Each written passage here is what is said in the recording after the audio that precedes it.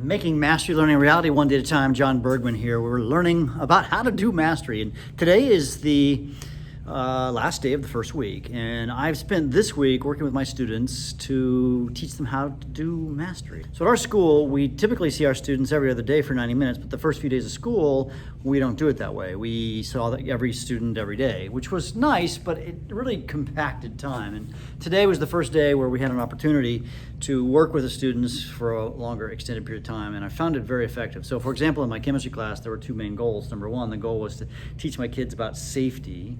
I also checked, something I did is I checked their work, and as I was checking their work, so I have, I'm old school, I've just got paper.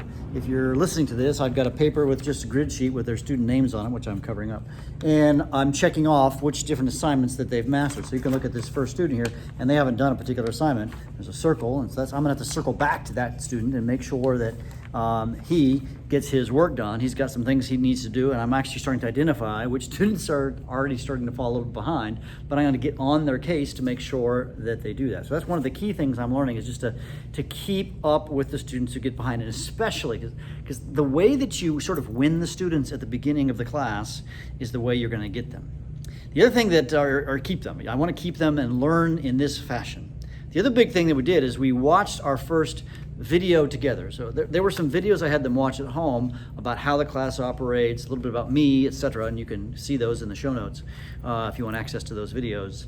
But now we just watched a science-y video. So in my physics class, it was one video, in my chemistry class, another. But what I did is we watched that completely together.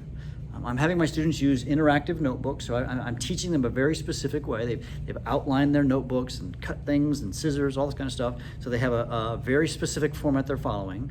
And then I taught them how to do Cornell notes. Again, I did this via lectures. This is not, flippy stuff yet. They're gonna get there.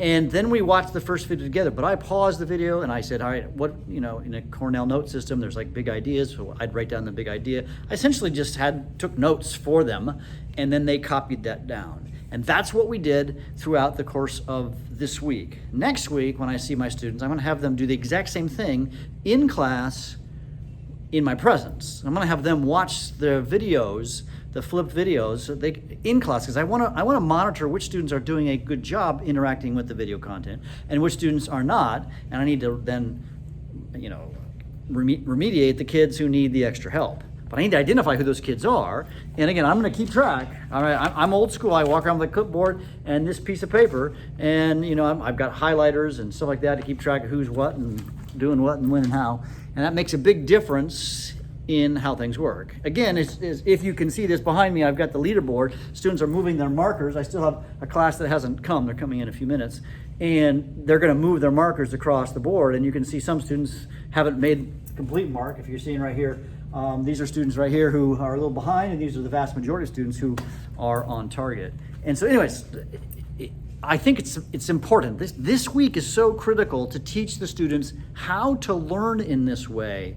It's really more important than even the content. So honestly, the content, the beginning content of a high school physics or chemistry class, pretty easy. But I want them to keep working on that.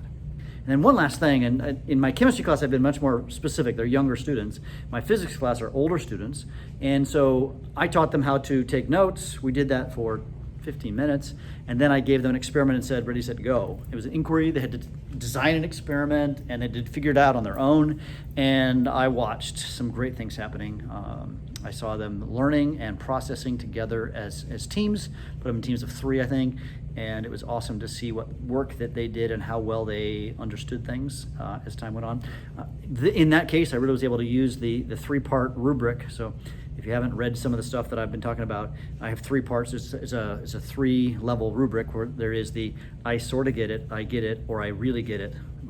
Or basically you've got basic understanding, clear understanding, or deep understanding. And I was able to apply that rubric in that physics class really well. I'm gonna start applying that in the chemistry class in the next week or so, but it's really working that they're shooting. I was kind of worried that they might shoot for the lower level choice, and they were all shooting for the high level. So I'm encouraged. We'll see if that holds true with the other classes when that starts happening next week. So hey, you can make mastery learning a reality one day at a time. You can do this. It's not that hard.